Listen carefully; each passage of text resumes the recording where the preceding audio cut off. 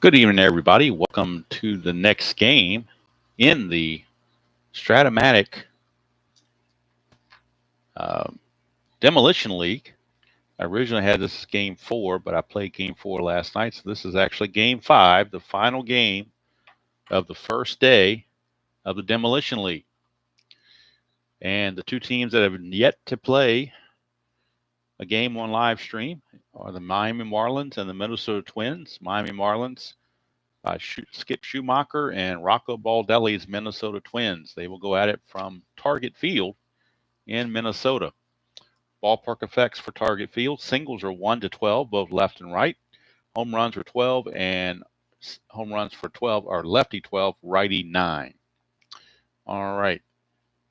Lopez is your starter, Pablo Lopez. He cannot be injured. He has a 0 injury rating, so he cannot be injured at all. Luzardo has a 5 injury rating, so if we roll a 6-8, anytime he rolls a 6-8, no matter who he's facing, he is subject to injury. So that's something to keep an eye on. All right, and like I said, the first 2 games, I'd made the lineups myself. The last game, I used the as-played lineups for both teams that they had on opening day, and the game worked out a whole lot better. So I've done the same thing here. We are going with, or are these? No, these I might have made these up. I think I did make these up. It was a couple days ago. I know I made them up because it was a couple days ago, and I did this after the Pittsburgh Yankee game. So this is a made-up lineup. These are lineups the best. I just picked the best guys I knew how. So this could be not a good game. I don't know. Maybe I need to learn the modern players better before I start making lineups. I have no idea. Pablo Lopez 15 and 10 with a 4.08 earned run average. Hello, Dr. D. Oh, it's bad. It's definitely bad. No question about it. At least I'm printing. If you asked me to do cursive, you wouldn't have a chance to read it if that was the case. All right. So there's our lineup. Arias at second, Jazz Chisholm in center, Josh Bell the DH, Jake Berger at third, Jesus Sanchez in right. I think it's Brian De La Cruz. Who's the De La Cruz I'm thinking of? Yeah, Brian De La Cruz is going to bat in the 6th position. Hitting 7th is Jonah Bride. Hitting 8th is the catcher Nick Fortis, and batting 9th is the shortstop Tim Anderson. For the Twins, Byron Buxton is in center, Carlos Correa at short, Carlos Santana is at first base. Batting cleanup is the catcher Ryan Jeffers. Hitting 5th is Royce Lewis at third. Batting 6th, the designated hitter Matt Wallner. Batting 7th and second base, Kyle Farmer. Batting 8th in left field is Willie Castro. And batting 9th is the right fielder, Manuel Margot. All right, we are just about ready to go. Hello, Mr. Gudeman. Good to see you. And hello, Cosmo. All righty. Mr. Gudeman, I have picked the game that I am going to do. I'm going to do it. For those that don't know, Jeffrey Gudeman on his channel did a game that was a kind of a unique concept where there was no video. It was just strictly audio. It was like you're listening to the game on the radio. So I'm going to put my attempt at doing something similar to that. And I've already picked the game. I'm going to do it because my thought process is I want it to be like something you would fall asleep to late at night. So I'm going to pick an East Coast team that travels to a West Coast city to play, and I'm going to be the radio broadcaster for the East Coast team.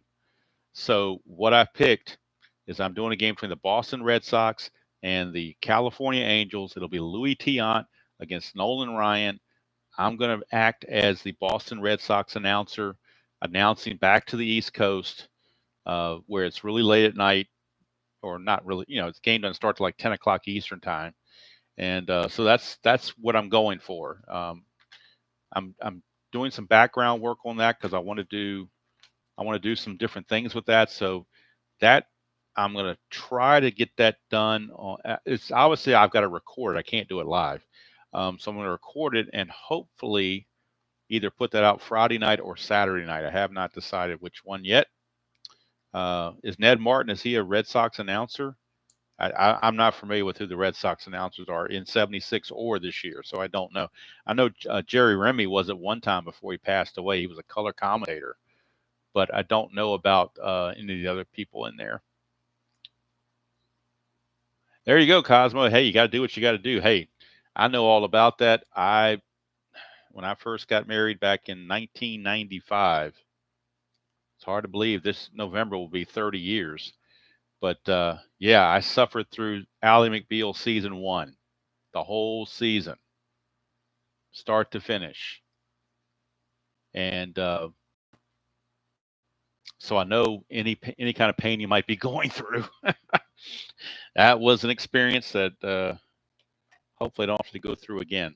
But anyway, sacrifices you make, especially when you're, yeah, the Dancing Baby. I had to watch the Dancing Baby more than once. Believe me. The only guy I liked on that, there's one person I liked on the show, and that was Biscuit. Other than that, I couldn't tell you who was on there besides the main character. You got that right, Dr. D. But now, since we've been married 30 years, we kind of, not that we've gone our separate ways or anything, but we have our own interests and we let each other enjoy our own interests. So she does her thing and she lets me do my thing, which is fortunate because I wouldn't be doing this if she didn't let me do that. All right, enough of that. Getting into, I don't know how we got sidetracked into that, but anyway, let's get this game going.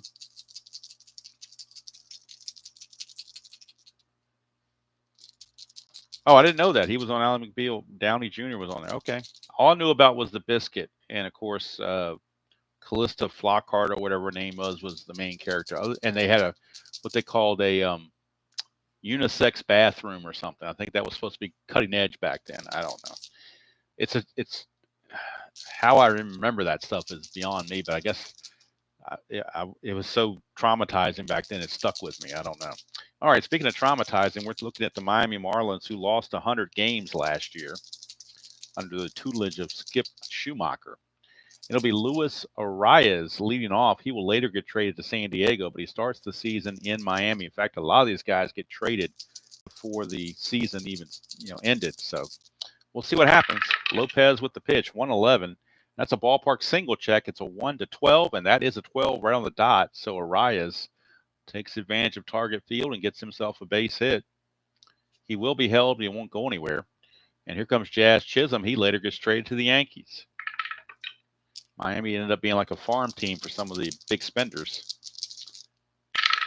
Lopez to Chisholm, 3-5 is a strikeout. First strikeout for Lopez, 1 away. And here comes Josh Bell. He will later get traded to Arizona. He is the designated hitter in this game.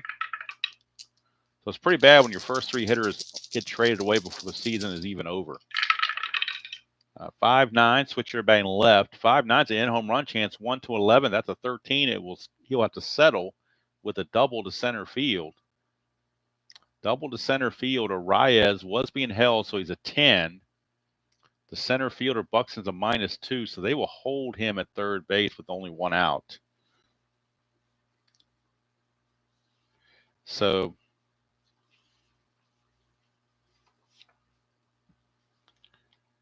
that'll bring up Jake Berger. I think Jake Berger stayed with Miami the whole season. Second and third, 1 out. Infield is going to come in for the Twins. They want to cut this run off very quickly. Lopez, 5-8. Ground ball shortstop A, and 5-8's a strikeout. I was looking at 6-8. 5-8's a strikeout. Well, that's a way to do it. Second strikeout is Berger is out of there. And here comes Jesus Sanchez in the clutch. Sanchez will lose a hit on 1-6 in the clutch and also on 2-12. So he's a little bit on the anti-clutch right there. Lopez to Sanchez, 2-9. 2-9 is another strikeout. So Lopez ends up striking out the side. And that's going to end it in the first inning where the Marlins leave 2 in scoring position. We go to the bottom of the first. Miami nothing, and the Twins coming to bat. Jesus Luzardo, he was the opening day pitcher in 2024 for the Marlins. I guess he got hurt. I don't know if he got sent down or got hurt. He was 3-6 with an ERA of 5 in 12 starts. So we'll see what Luzardo can do. Hello, Sen Fam. I'm sorry. Byron Buxton will lead things off. Mr. Buxton, center fielder. It's a 1-7, and he will fly to center field, where Mr. Chisholm patrols and will make that catch. I don't guess he had an aunt named Shirley, did he? Here's Carlos Correa. 5-6, right-handed, is a ground ball to short. Tim Anderson will make that play. 2 down for Carlos Santana. He's been around for a little bit. He was in my first demolition league with Cleveland back in 2015. 1-6 against the lefty, and that's a single. It's an anti-clutch, but nobody's on base, so the single will stand. 2-out single for Santana. Of course, he does not run well at all, so he will not be held. And here comes Ryan Jeffers, the catcher. And I realize this lineup, like I said, I made it up the other night. I don't think, yes, that was a Shirley Chisholm reference, yes.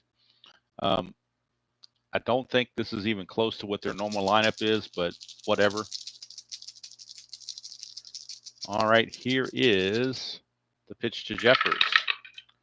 3-4, left-handed ground ball to short, and that's going to end the inning. It's either the exact lineup or it's not even close, because I can't remember if I've looked at the retro sheet and got the exact lineup for this game or not. I may have done it for this game. I actually don't remember, so I have to look it up, I guess. Hello, Joel. Good to see you. I don't even know who Shirley Chisholm is. I just know the name. So, and when I saw Jazz Chisholm, it made me think of that. So, all right, here's Brian De La Cruz, the left fielder.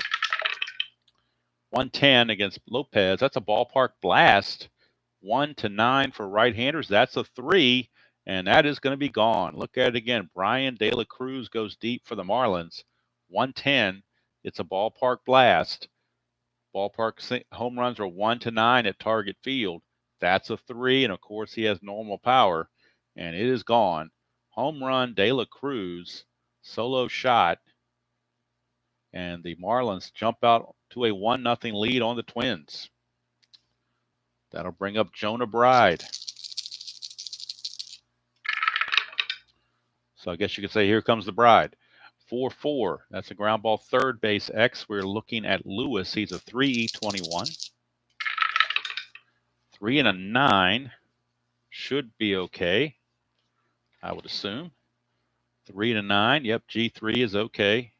He is an E21, and that is a 13. I think that's trouble. Maybe.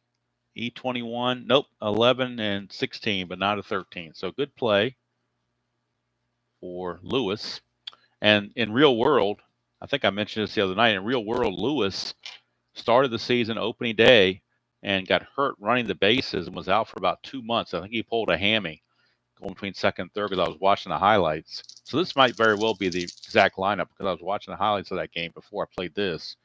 And he's not going to come back. So after this game, I will remove him from the roster and put on somebody else. And then he comes back later on. Here's Nick Fortis, the catcher. 2-7, and that's a fly to center. 2 down. And that'll bring up Tim Anderson. Tim Anderson, the shortstop. 3-7, and that's a fly to left, and that's going to end the inning. But the Marlins take a 1-0 lead on the home run from De La Cruz.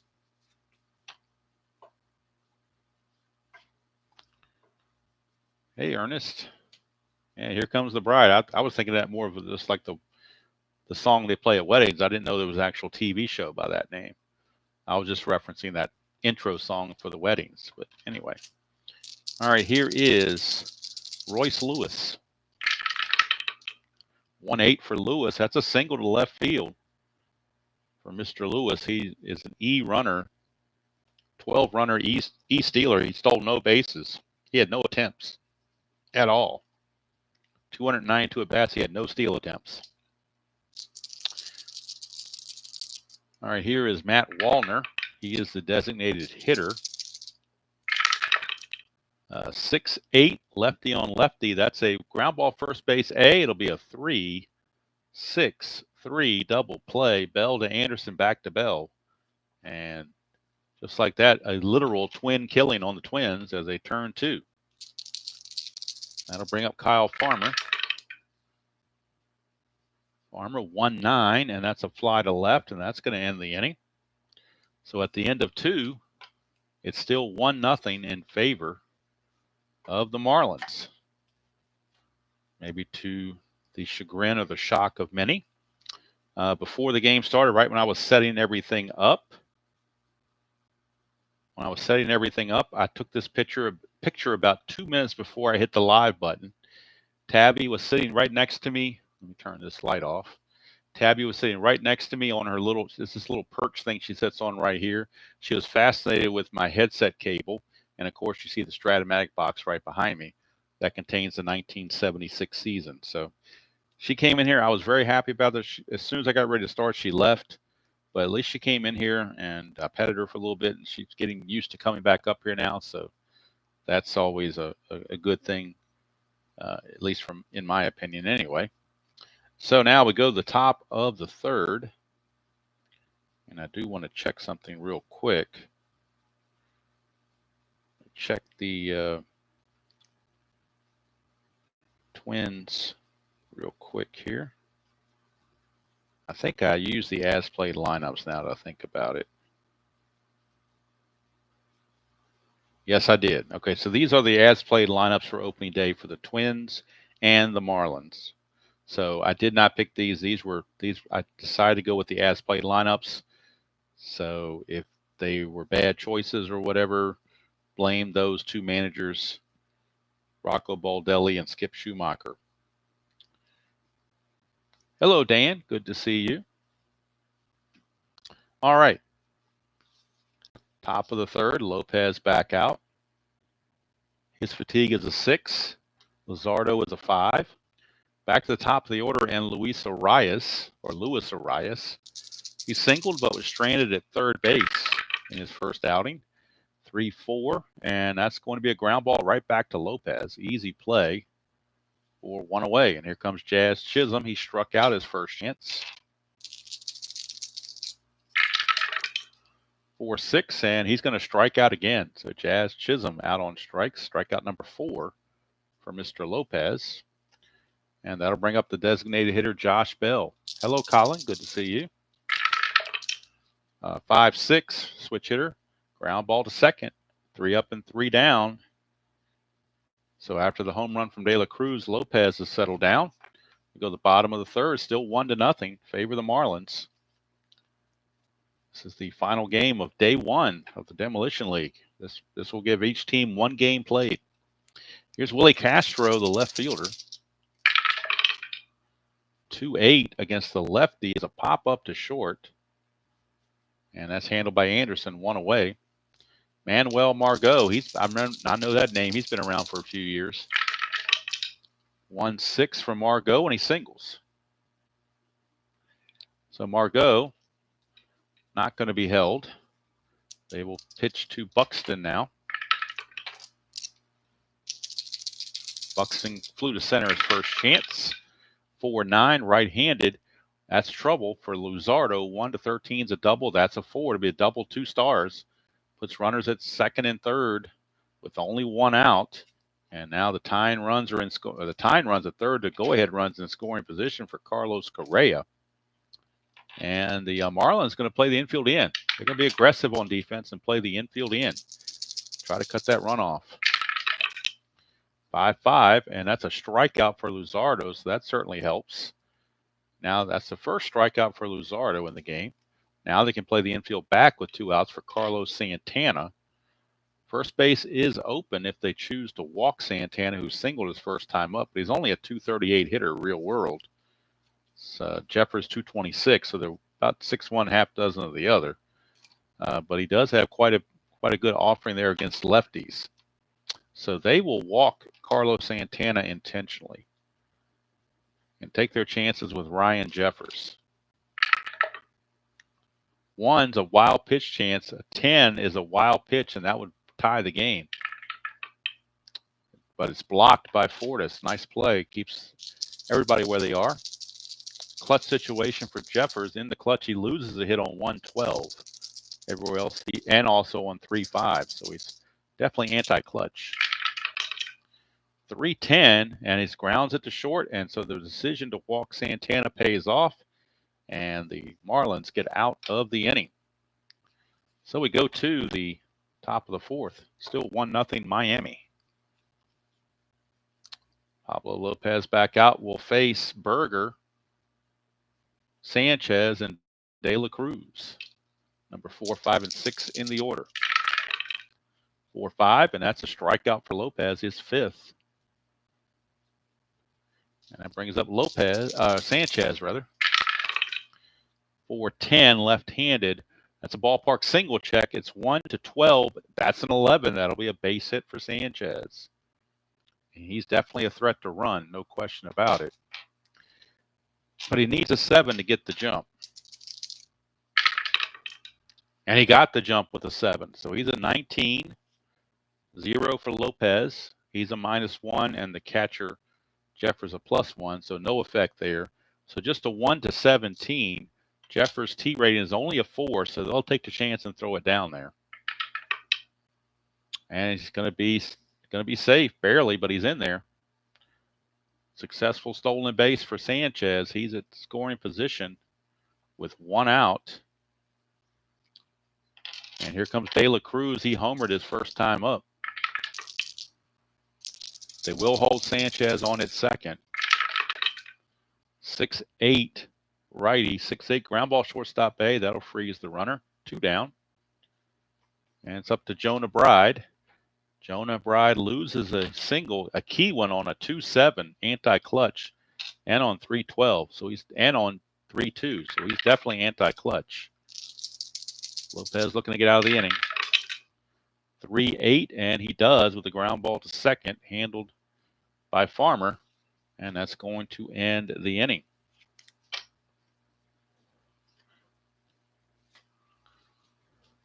So we go to the bottom of the fourth. Luzardo back out will face Royce Lewis, Matt Wallner, and Kyle Farmer for the Twins.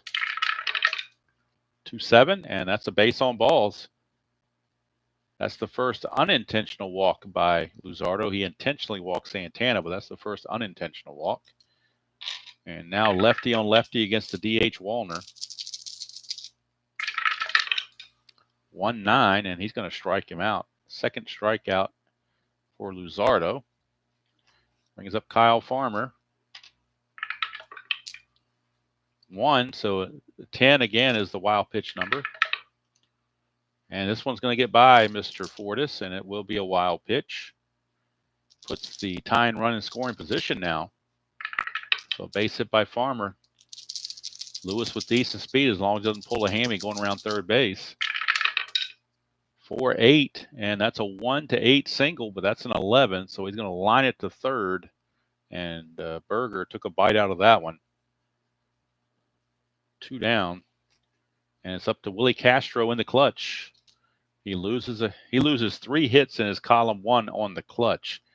1-3, 1-5, and 1-9 all turned to outs, as well as 3-12. So pretty much the definition of anti-clutch.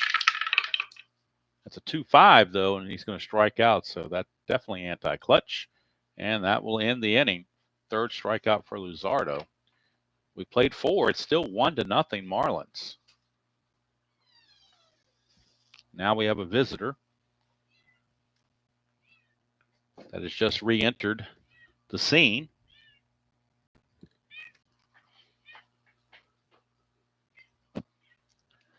So we have a feline delay very quickly. Once we get her out of here, we'll be ready to keep going. Tabby. I didn't say park there. I said sit there for a second. You're kind of in the way of the score sheet, Tabby. How do you expect me to play there? How do you expect me to play? Gotta move. Hey, Dav. Yeah, I didn't expect her to sit here. Usually she wants to jump down right away. Now she wants to make herself at home. What the hell? What am I supposed to do, Tabby? I'm glad you're back, but I wish you were on your perch over here instead of up on the table so we can play.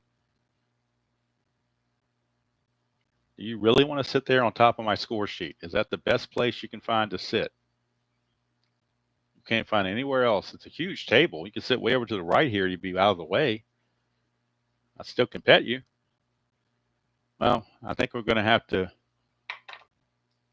I'll have to take matters into my own hands, and Tabby's going to have to move, or we'll never get this game going here. I wasn't planning on this. I thought she'd went back downstairs or something, but she wants to be here for whatever reason. So, all right, Tabby, come on, let's go. I gotta. No, don't roll over. I didn't say roll over.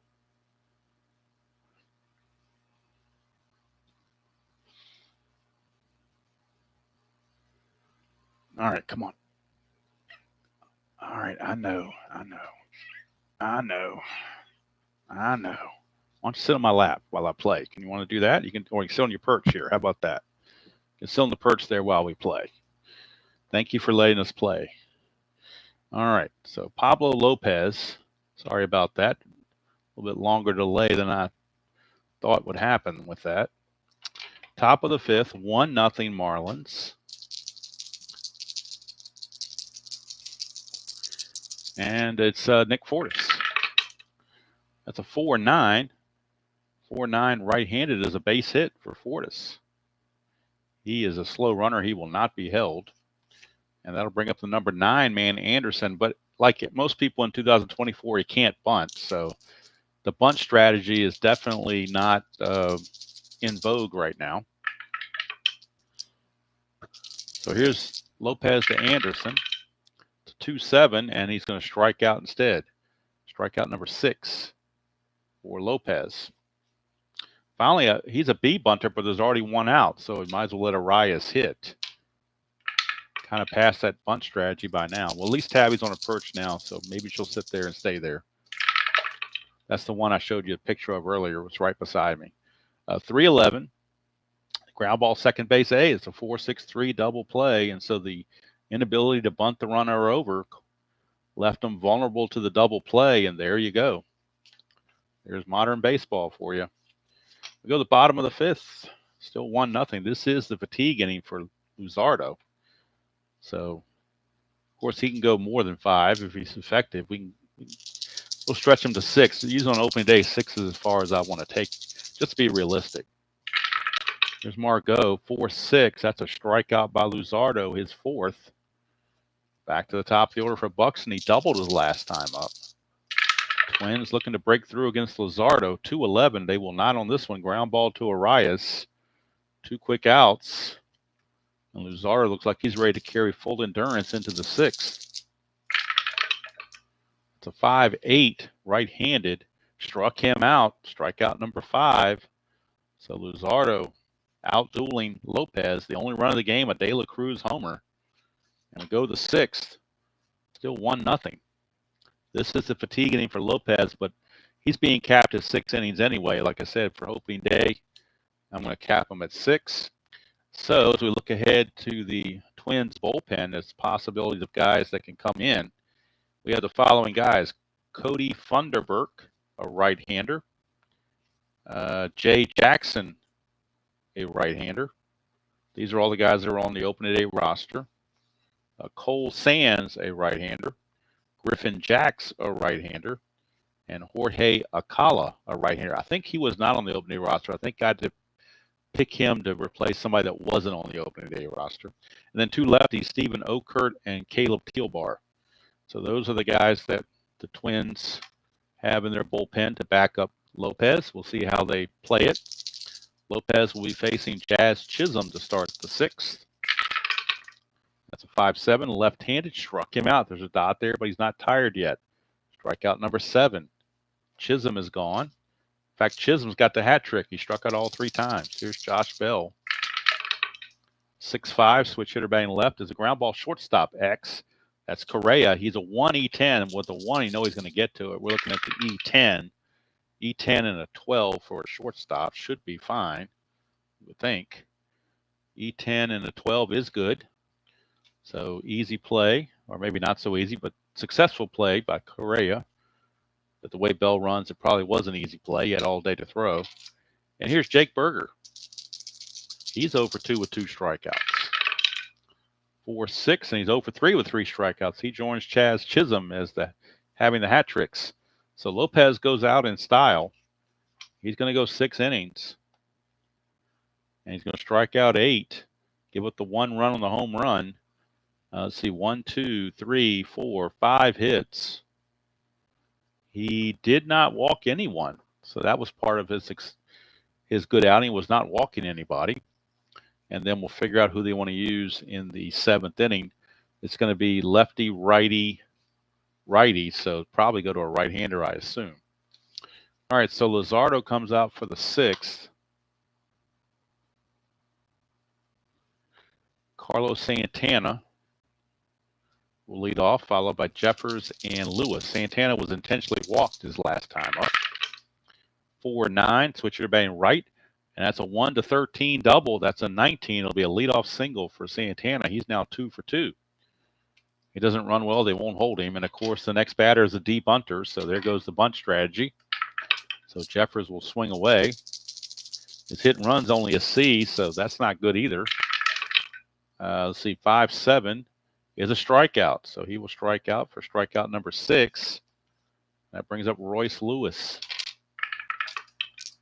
That's a 2, chance of a balk or a pass ball. We're looking at pass ball, and the pass ball rating on Fortis is a 1. And he will not let that get past him. So here's Lewis. It's a 6-4, and that's a ground ball, shortstop X. Shortstop is Anderson. He's a 3E24. And they weren't holding Santana, so Anderson keeps his full range. That's a 20. You know he's going to get to it with a 20. Everybody gets to it with a 20. And it's going to be a G1. Even, a 3 and a 20 is still a G1. Shortstop, he is an E24, and that is a 9. E24, there's a 4, 6, 15, 17, and 18, but no 9. So we have ourselves a 6-4-3 double play. So that's the way it goes there. Luzardo finishes in style. 6 shutout innings for Luzardo. He leaves with the victory in hand. If his bullpen can hold it and keep the Twins from tying the score, he would be the pitcher of record to be the winner. So Luzardo is going to go 6 innings, give up 1, 2, 3, 4, 5 hits, same as Lopez. No runs. He will walk 2. 1 was intentional. And he struck out 6.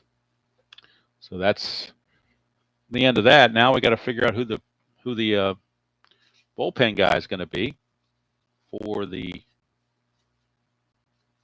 Twins, and they'll go with Cole Sands, a right-hander. 9-1 with a 3.28 ERA and 4 saves. That's pretty good.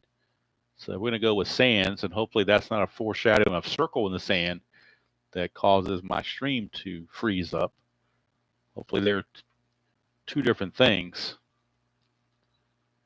+1 on the whole. All right, so it's going to be Sanchez, De La Cruz, and Bride due up for the Marlins here in the top of the 7th. 2-11 against the right-hander for Sanchez, and he gets plunked. So Cole Sands comes in, and the very first thing he does is hit the first batter he faces. And now Sanchez, who already stole a base, we're looking to get the lead again, needs the 7. He got the 7 last time. Doesn't get it this time, so he will hold. And De La Cruz, who hit the home run, his first time up, will swing away. 1-3, and that's going to be a ballpark single check. 1-12. That's a 16, though, so he will line it to short. And there's 1 away for Jonah Bride. Bride. 3-8 for Bride. He's ground ball second base C. That'll advance the runner, but now there's 2 outs. So they kind of needed that on the first, with the first out to advance the runner, but it didn't happen. And now Fortis is up in a clutch situation. He gains a hit on 112 and on 3-7, so he is actually positive to the clutch side. See if that helps him at all against Sands. 6-5. The ground ball shortstop X for going to Correa again. He's a 1. You know he's going to get to it. We're just checking that E10 error. E10 and a 7 should be no problem. E10 and a 7 is not. So good play by Correa. And that'll do it for Sands. All these guys are, well, he's a 2-inning reliever, so I might keep him in for 2 innings, now that I think about it. So we may keep him in for another inning.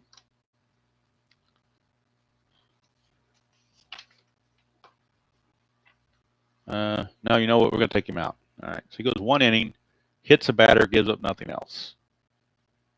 And they'll go to another reliever in the bottom of the 7th. It is a 7th inning stretch, but with Tabby here, I think I better keep rolling. For History Maker baseball envelopes, they're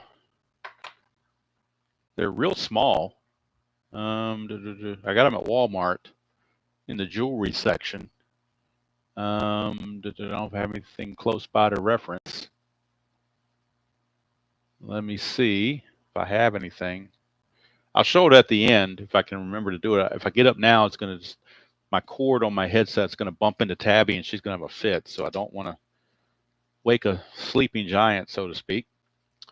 All right, so now the Marlins need a relief pitcher, and let's look at who they have available.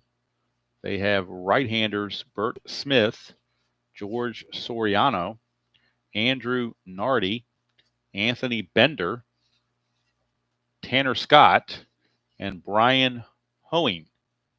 And also, I guess it's Declan Cronin. They're all right-handed. Everybody's right-handed.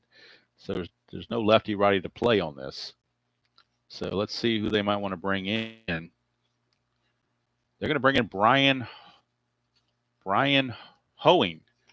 He's 2-3 with a 2.18 ERA. He was also had 2 starts, so it leads me to believe he was an opener of some sort. No save, so he maybe not an opener. He's got a 4 there, so maybe I better not use him. Maybe I better use a straight up relief pitcher. Let's see, save him for long relief.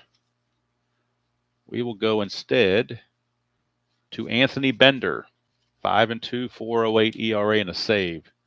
So Anthony Bender. And he is a +4 on the whole, not good.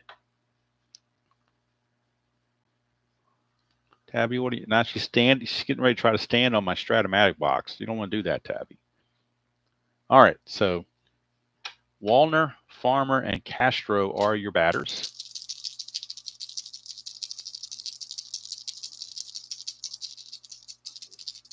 Oh, cool, Dad. Mine are clear plastic with a little zip where you zip them together. They're not actually envelopes. They're just like something you put jewelry in, small pieces of jewelry in. So that's what I use. But I mean, everybody use what they want to use. That's the beauty of the whole thing. All right, so here is Bender to Wallner. Wallner's a lefty. 4-6 to the left-hander, and he walks him first guy out of the chute, and he walks him, just like the first guy out of the last reliever. He got hit by a pitch. So the relief pitchers are having a little trouble to start their outing. Here's Farmer again. He's a D bunter, so we can't use the bunt strategy. At least it wouldn't be smart to. Bender 4-9, and that's going to be another walk. Boy, do we really want to go through this again with all these walks? Bender walked 18 in 53 innings. That's not unreasonable. We just happen to find get 2 rolls that turn into walks. That's the bad part. Here's Willie Castro. Whoa, we got a hop and dice. We got to re-roll that.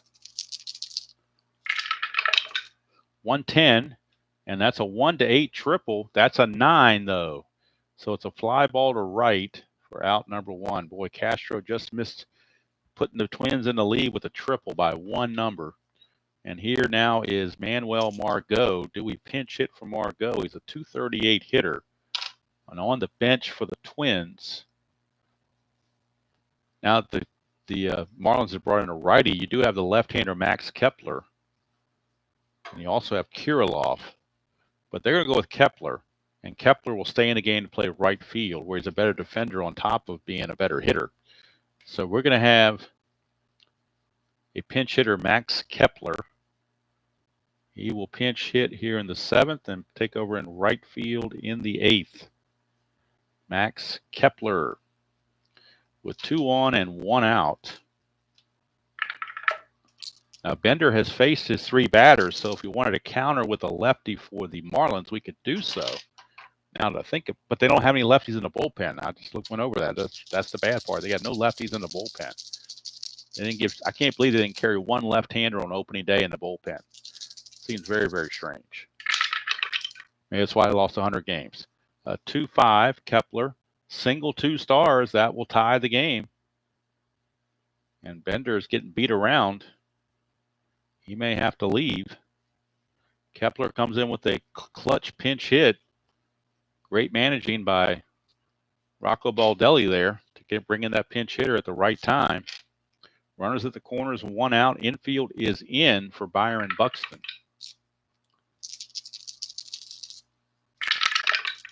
It's a 6-4. Ground ball shortstop X. The infield, of course, is in. Tim Anderson's a 3-E-24. 3-11 for a shortstop. 3-11 is a G2. We'll check how that is with the infield in. That is a 7, and he is an E24. There is no 7, so a G2. We had runners at the corners. G2, runners on first and third. Infield in is on the batter, which means the batter is out. The runner on first goes to second. Runner on third holds.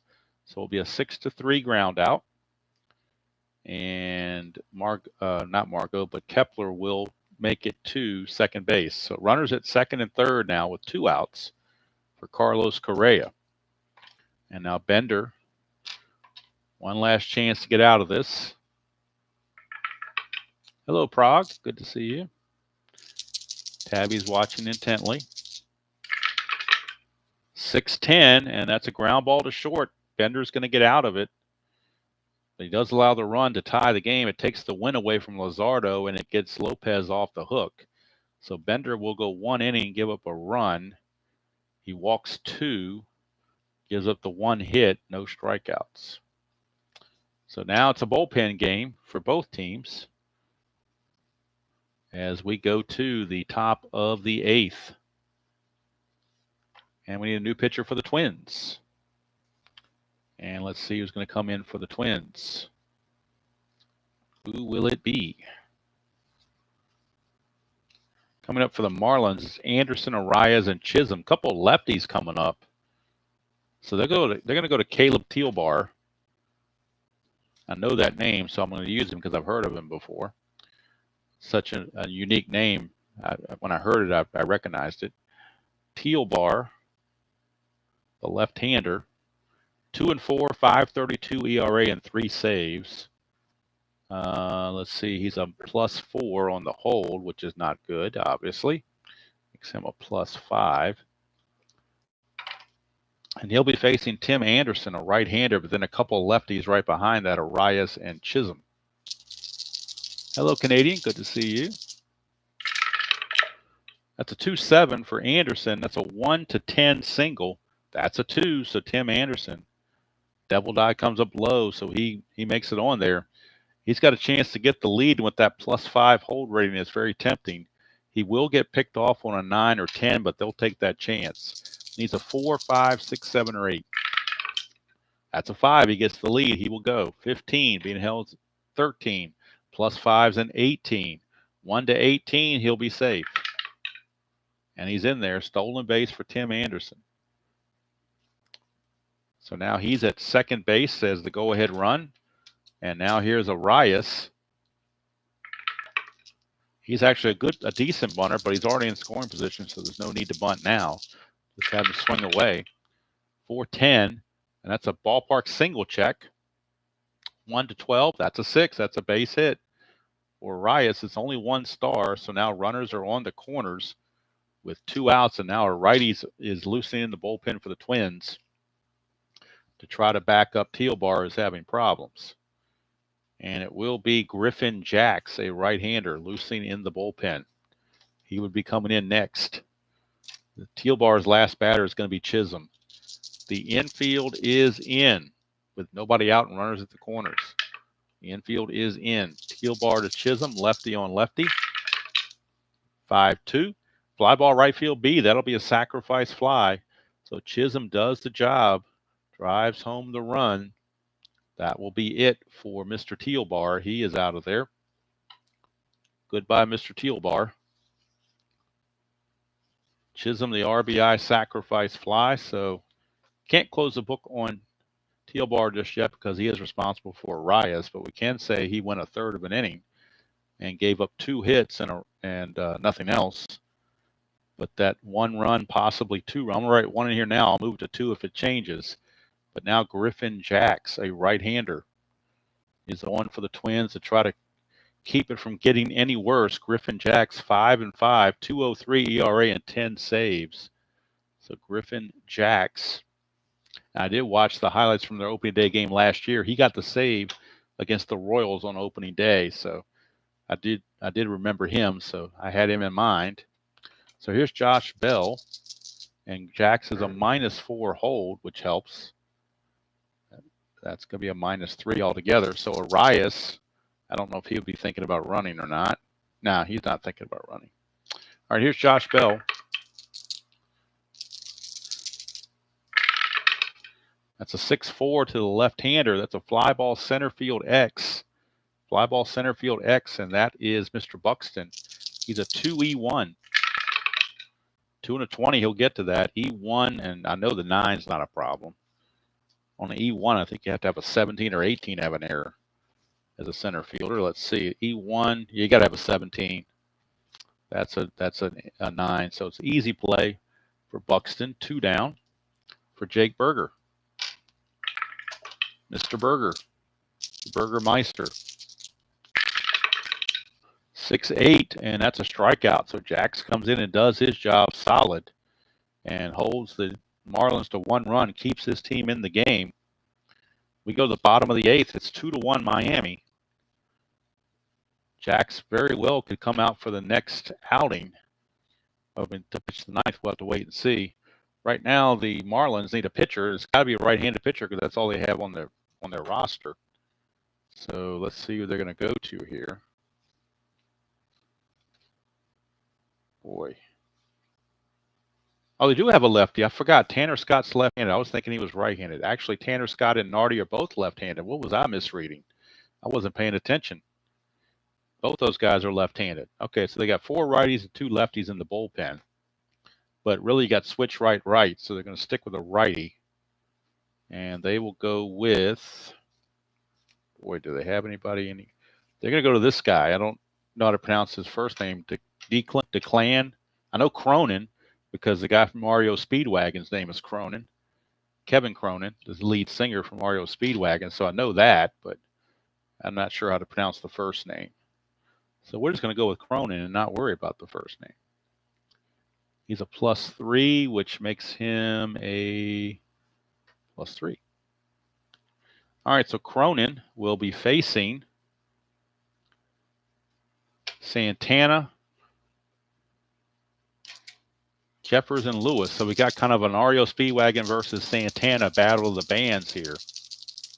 Declan? Okay, thank you, Prague. Declan. Okay, thank you, Declan. Thank you for that, Mr. Prague. All right, 3-8. He is a righty. Carlos Santana, 3-8, pops it to second. 1 away.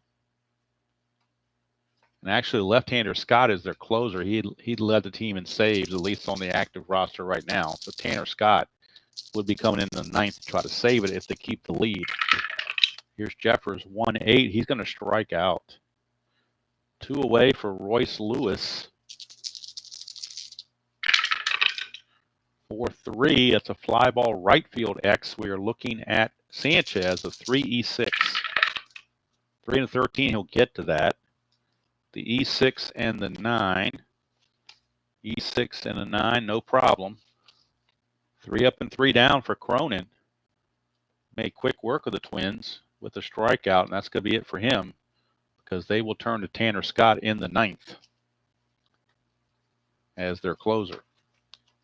So now, what do the Marlins do? I mean, the Twins do. They want to stick with Jacks, or do they want to go to another pitcher? I think they might go to another pitcher here. Coming up is Sanchez, De La Cruz. You got lefty, righty. righty. So 2 righties coming up. And who do we go to? Boy, I'd love to use this guy, but he's a bad pitcher. He's got a 6.49 earned run average. Man, I would like to use him. You know what? I'm going to use him anyway. He did have 1 save, so somebody must have thought he could pitch. So we're going to use Funderburk. Funderburk coming on. Jax goes 1 inning. I'm sorry, 2/3 of an inning, and gives up nothing with a strikeout. So now Funderburk is on, and he'll be facing Sanchez, De La Cruz, and Bride, scheduled hitters here in the 9th. Cody Funderburk. It's a 4-5 left-handed, struck him out. So Funderburk with a big start with a strikeout.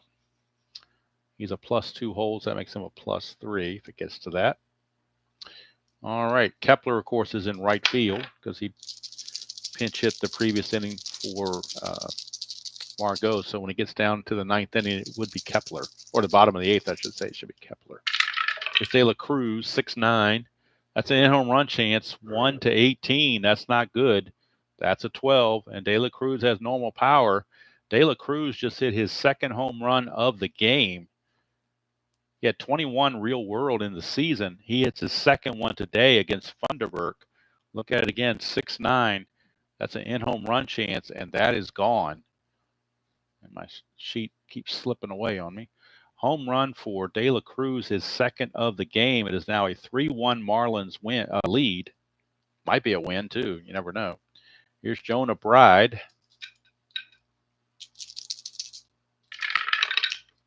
1-8 for Bride. He's going to walk. Not a fast runner. He will not be held. Here's Nick Fortis.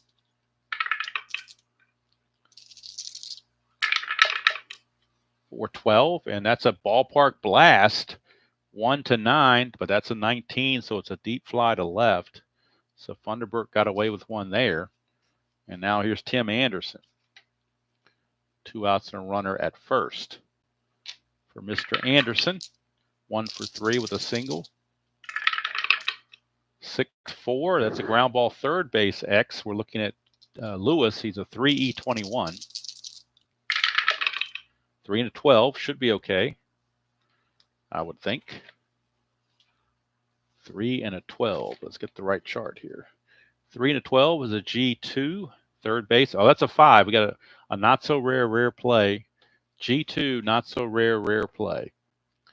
The batter lines a shot that deflects off the pitcher of the field. Yeah, blah blah blah. So we're just going to call it a 5-3 ground out. Be done with it.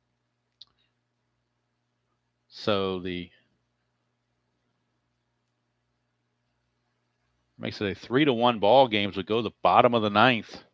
Last chance for the Twins, and they'll have to do it against the Marlins closer, Tanner Scott, a left-hander who would eventually get traded to San Diego. But right now he is 9-6 with a 1.75 ERA and 22 saves. That's for a combination of both places he pitched, but it shows you the kind of stuff he has. So Scott will be the new pitcher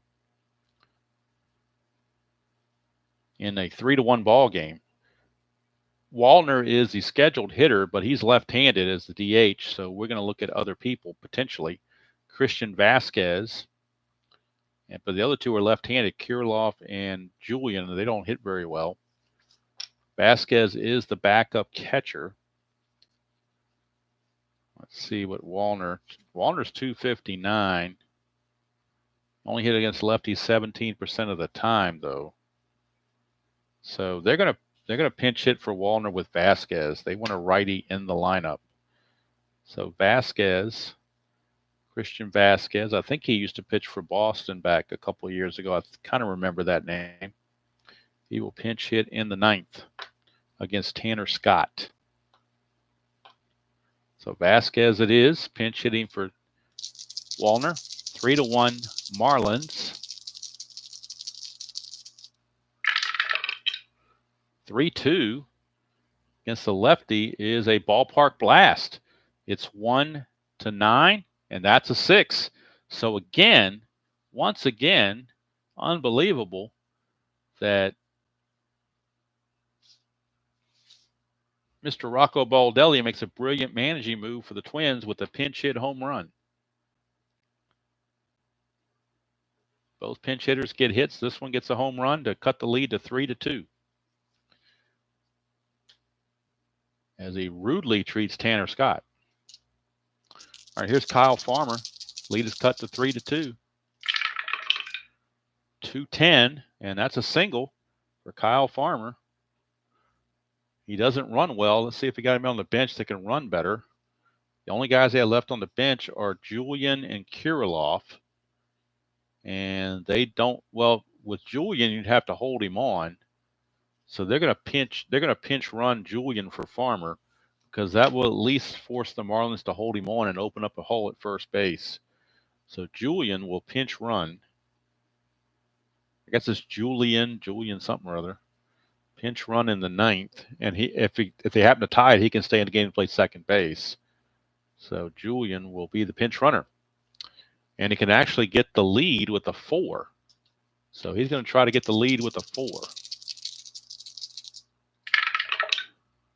That's a 1. He's a chance he can get picked off, and that's trouble. He's got a 6 to get back. 1-6, and he's going to be picked off. And so he's picked off. So bad news there. Scott picks him off, and the Strat-O-Matic gods give and take away to managing moves. You bring in the pinch runner, and he gets picked off trying to steal. Sometimes you win, sometimes you lose. Here is Willie Castro now with 1 out and bases clear. 6-4, switch hitter batting right-handed. That's a ground ball to short. Well, it was a shortstop A, so had he not tried to steal, it would have been a double play, if you want to look at it in hindsight. Here's Max Kepler, lefty, but he hits lefties pretty well, and he's got some pop against lefties. Last chance, 3-2 the score. Bottom of the 9th, 2 outs, bases clear. Scott to Kepler. 4-3 as a fly ball right field X. We are looking at Sanchez, a 3-E6. 3-E6. 3-2. That's going to drop in for extra bases. 3-2. We get to the outfielder chart. A 3-2 is a double. So that's a double for Kepler. And we'll check for the error. That's a 6, and he is an E6. So a 6 and a 6. No error, but it will be a double. And now the tying run is on second base with 2 outs. He runs at a 12. Nobody else on the bench is faster. They will not hold him on because they want to keep the infielders back to knock down the ball in the infield, not let it get past them. Byron Buxton, last chance for the Twins. Scott, been a little shaky. If not for that pickoff, boy, where would they be without that pickoff? That's a 2-3, and that's a ballpark single check. 1-12. That's a 5. It's a base hit. It's going to put runners at the corners. And for Correa, and now the Marlins might have to go to a right-hander to try to finish this game because Scott is getting beat around pretty good. They're looking at another pitcher, are the Marlins. So let's see who they have left in their bullpen. Who are the guys that they can turn to? We shall see. They've used Scott, Bender, and Cronin. So who do they have left? They've got Nardi. He's a lefty, but they really want to bring a right-hander in. Birch Smith. He had no saves on the season. Soriano had 1 save, but he has 6.75 ERA. Wow. Who do you go to here? The best guy I can see is Birch Smith. That's who they're going to. Hate taking out your closer, but when your closer gives up all this, you got to do something. So Birch Smith will be coming in for the Marlins. He is the 5th pitcher in the game for the Marlins. Scott will go 2/3 of an inning, and he will give up 4 hits. So far, 1 run, but responsible for both of those runners. No walks, no strikeouts. So Bert Smith is on to face Carlos Correa. Runners at the corners and 2 down. Now, Byron Buxton could try to get the lead here, but they just had one guy picked off, so I don't think you want to do that. Don't want to take the bat out of Correa's hands. Although Correa is 0 for 4, he's still a 310 hitter on the season, so you got to stick with him. So,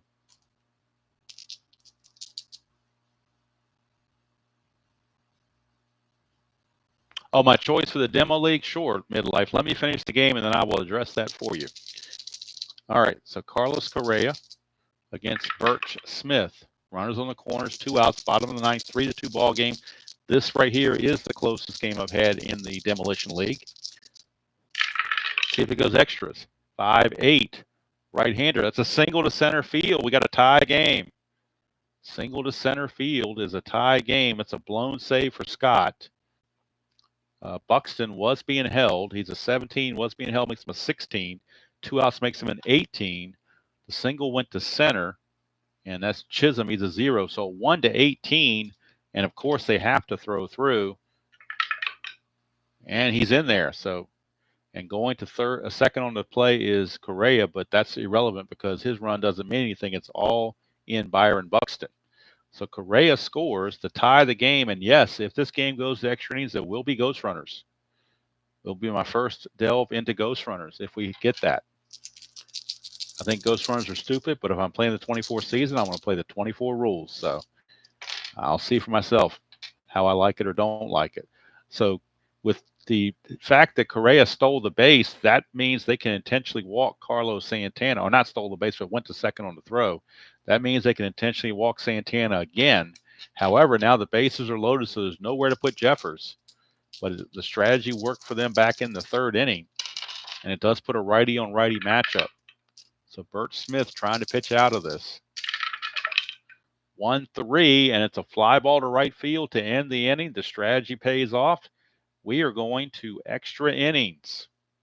Since Ryan Jeffers was the last one to make an out, he will be the ghost runner. I'm not even sure how to put this on the score sheet. That's going to be interesting to put it on the score sheet. I'm not even sure how to score that, to be honest with you. That's a whole nother issue, I guess. Bert Smith.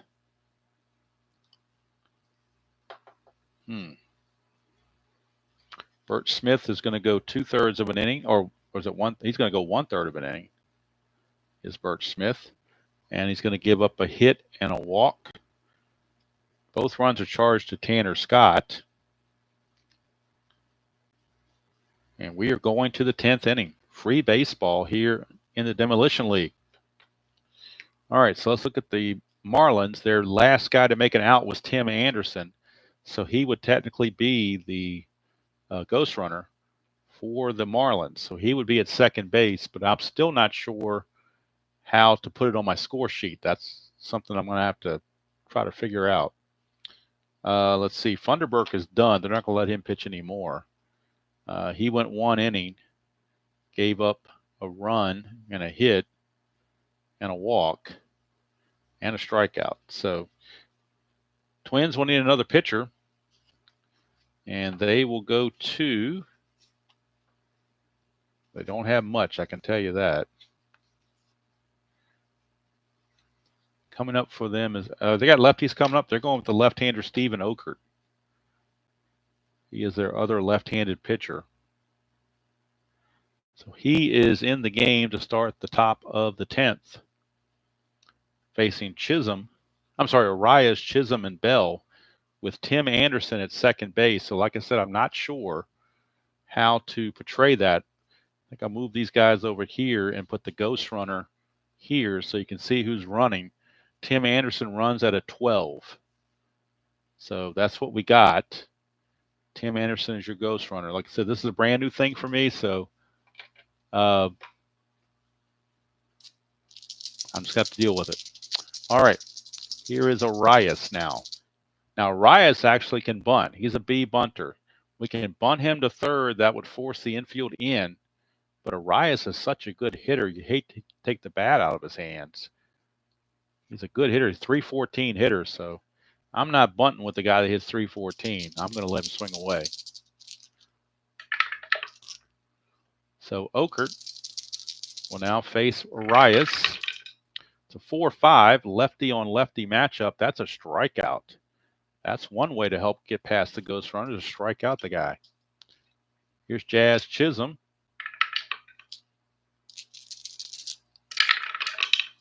That's a 3-9 for Chisholm against the lefty, and he strikes out. So Okert comes in and strikes out the first two he faces. Now Josh Bell is up, and they are going to intentionally walk Josh Bell.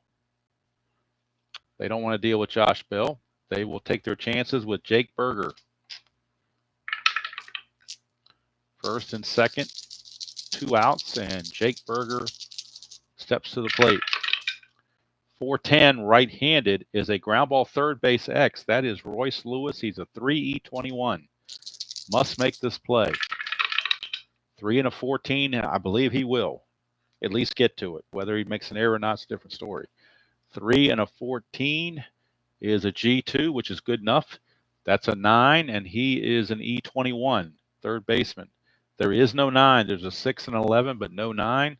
So Lewis will make the play, and that will send us to the bottom of the 10th. Okert does the job, and now the Marlins will need a new pitcher. And it'll be Lewis. Well, first of all, it'll be Jeffers, the ghost runner. Even though he runs at 11, he was the last out, so he is by default the ghost runner. Now, Lewis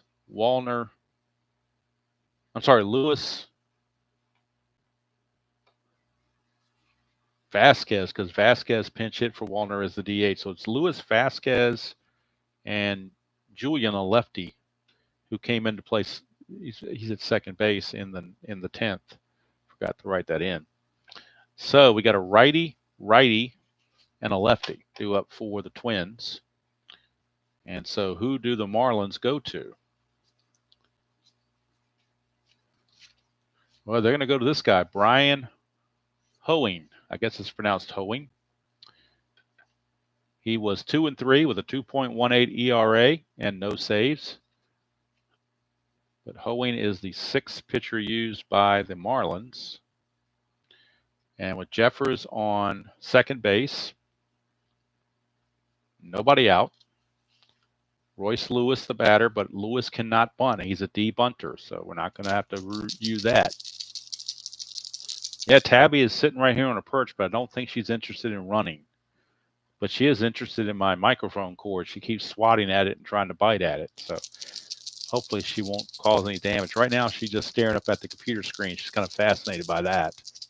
All right, here's Lewis. Hoeing to Lewis, 6-2. Fly ball right field B. That's one away. B question mark. You could try to go to third, but Jeffers doesn't run well, so that's probably not going to happen. Here's Vasquez. Vasquez pinch hit for Wallner with a home run. His only time up.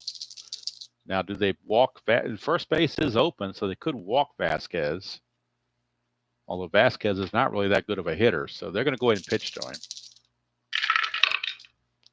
3-7.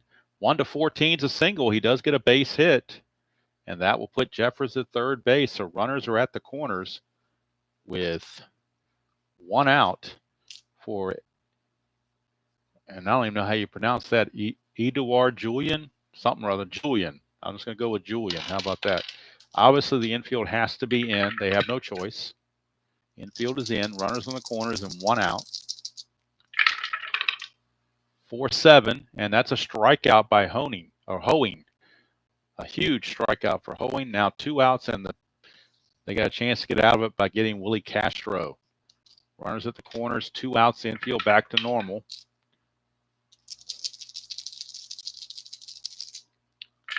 Hoeing to Castro, 1-6, and that's a double for Castro. He's going to walk it off, and that's the ball game. The Twins win it in the bottom of the 10th. Double by Willie Castro. Look at it again, a 1-6 with a 2. Almost got a home run, but the 2 is good enough. And the Twins win it by the score of 4-3. They scored 2 in the 9th and 1 in the 10th. and defeat the Marlins 4-3 in extra innings. Hoeing will take the loss. He goes 2/3 of an inning, gives up, I believe I'm trying to remember the rules on the ghost runner. I believe they called it an unearned run, but I'm not sure. I think they called it an unearned run, but somebody can correct me on that. No walks and a strikeout. Not that it matters. And when I put this in the Strat computer, even though it was 23 season, they were still doing ghost runners. So you can do it is set up for ghost runners. So the Strat computer will figure it out for me, I suppose. 2 hits were taken there. Okert gets the win. He strikes out 2, walks 1 intentionally, gives up nothing else. So for the Twins, 4 runs on 13 hits. And were there any errors in the game? I don't remember there being an error in the game. Pretty clean game, as far as I can tell. I don't think there were any errors on either side. 3 runs and 8 hits and no errors for the Marlins. Winning pitcher was Okert. Losing pitcher was Hoeing. Castro walk-off double. Sorry about that. Had to cough. And unfortunately, I don't have a mute button. Well, I do, but I couldn't reach it in time. But there you go. First extra inning game that I've done. Okay, thank you, Midlife, for confirming. So it is an unearned run. Okay, thank you very much.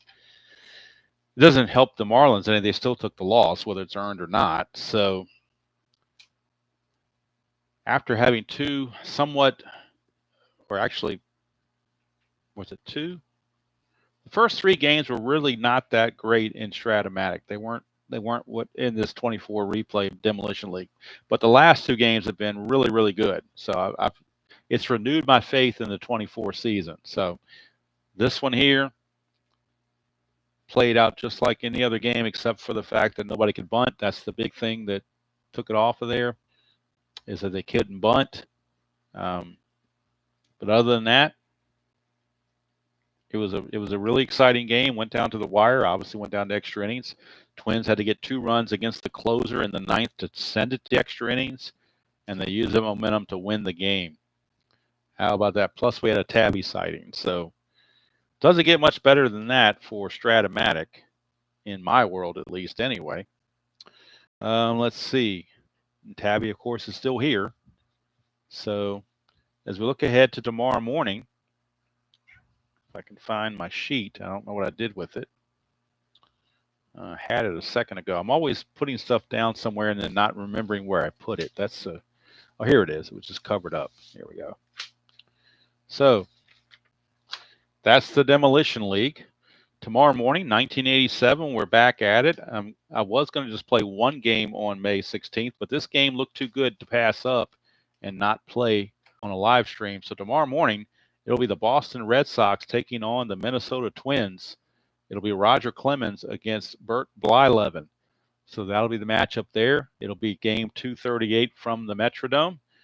Twins 16-19, trying to claw their way back against the struggling A's to get back in the race. Boston in last place is trying to find some dignity. Tabby. I don't know if you heard that or not, but she did make a noise.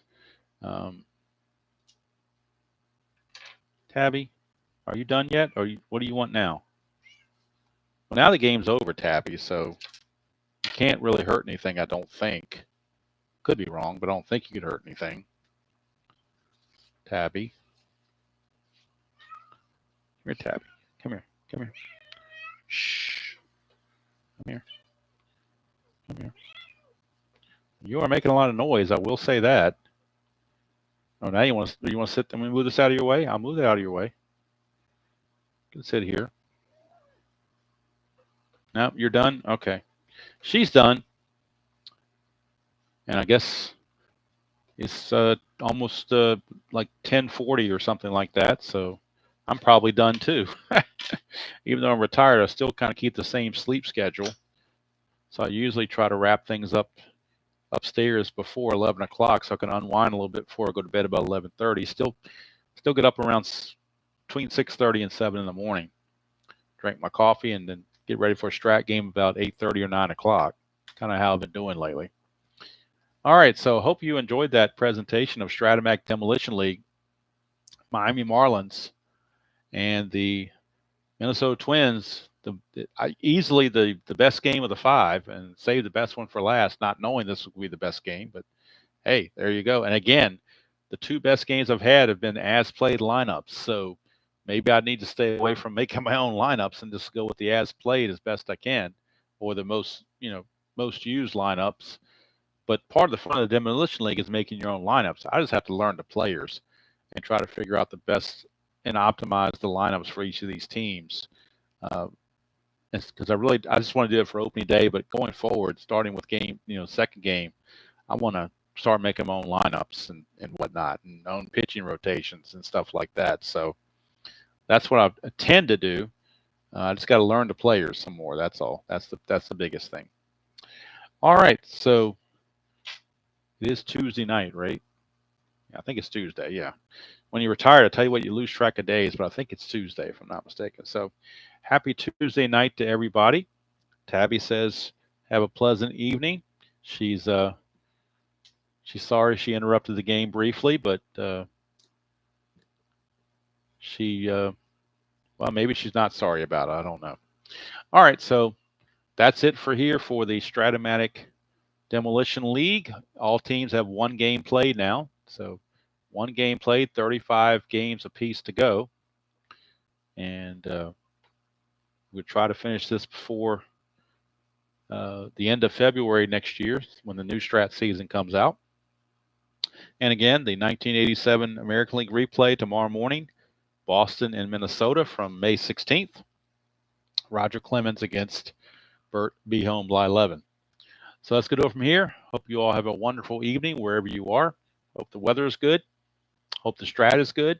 And whatever else game you play is good. So until next time, enjoy playing whatever game you choose to play, however you choose to play it, and I will see you all down the road.